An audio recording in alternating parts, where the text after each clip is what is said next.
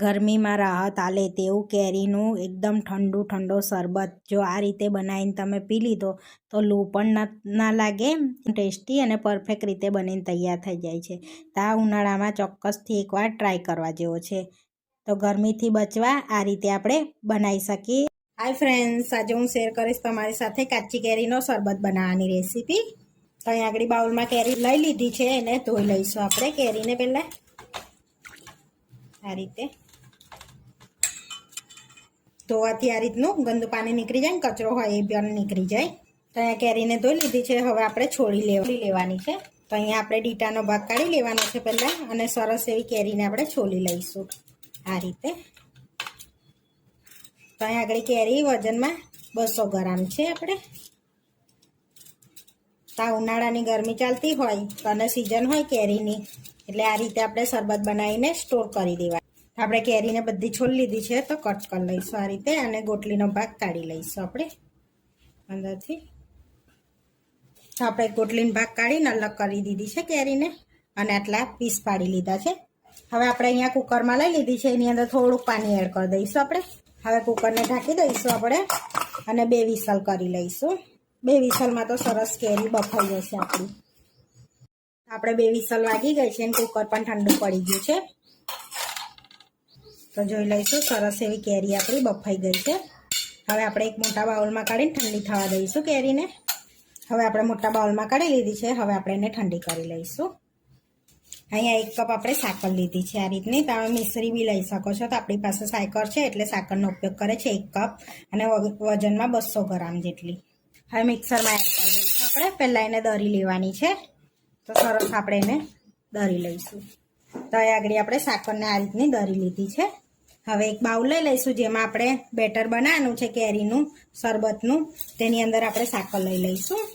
હવે કેરી ઠંડી થયા પછી આપણે પીસીશું કેરીને. અહીંયા આપણે કેરીનો પલ્પ એકદમ ઠંડો થઈ ગયો છે.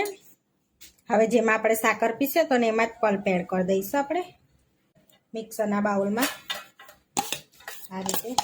મિક્સરના બાઉલમાં એડ કરી દીધો છે, તો આપણે થોડાક એની અંદર ફુદીનાના પાન એડ કરી દઈશું. 1 લીલું મરચું એડ કરી દઈશું. આદુનો ટુકડો એડ કરીશું 1 ઇંચ જેટલો. 1 ચમચી વલિયારી એડ કરી દઈશું. 1 ચમચી જીરું એડ કરીશું આપણે. અડધી ચમચી મીઠું એડ કરીશું આપણે. 1 ટેબલ સ્પૂન સંચર એડ કરી દેવાનું છે. આપણી પાસે મરી પાવડર છે, એટલે અડધી ટેબલ સ્પૂન આપણે મરી પાવડર લઈ લઈશું. હવે પાણી વગર જ આ બધું આપણે પીસી લેવાનું છે. આપણે સરસ પીસી લીધું છે, તો ચેક કરી લઈશું. તો જોઈ શકો છો સરસ પેસ્ટ બની ગઈ છે આપણી. તો હવે જે બાઉલમાં આપણે સાકરનો પાવડર લીધો છે, એની અંદર પાણી એડ કરી દઈશું. તો સાકર ડૂબે એટલું આપણે પાણી એડ કરવાનું છે. હવે બધું મિક્સ કરી દઈશું આપણે સરસ. તો આપણે મિક્સ કરી દીધું છે. હવે આપણે કેરીનો પલ્પ પીસ્યો તો ને એ એડ કરી દેવાનો છે અંદર બધો. હવે આપણે મિક્સ કરી લઈશું બધું, અને સરસ આપણે એને ધીમા તાપે કૂક કરી લઈશું. તો હવે આપણે એને ઉકળવા દઈશું, અને 1 તારની ચાસણી કરી લઈશું સરસ એવું. એટલે 1 તારની ચાસણી થઈ જાય ને એ રીતનું આપણે ઉકાળવાનું છે એને. તો સરસ થીક પણ થઈ જશે.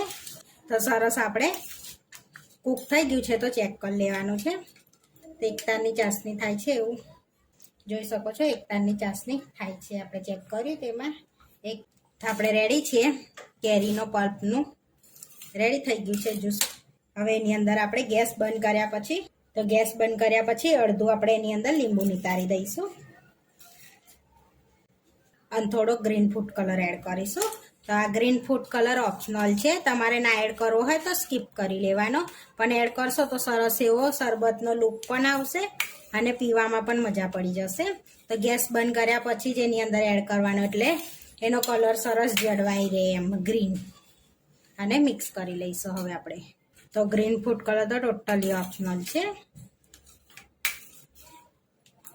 હવે આપણે એને ઠંડુ થવા દઈશું. આપણે સરસ એવો પલ્પ રેડી થઈ ગયો છે, ઠંડો પણ થઈ ગયો છે. તો હવે આપણે એને ગાળી લેવાનું છે. તો આ રીતની ચાયની લઈશું ને એની અંદર પલ્પ એડ કરી દઈશું આપણે કેરીનો. તો હવે આપણે ગાળી લેવાનો છે ને સરસ એવો. તો ગાળવું બી ઓપ્શનલ છે, જેથી વધારાનો આદુના રેસા બેસા હોય એ નીકળી જાય એ રીતનો. તો આ રીતે જોઈ શકો છો, આ રીતનું બધું રેસા ને એવું હોય એ નીકળી જાય, એટલે ગાળવું ઓપ્શનલ છે.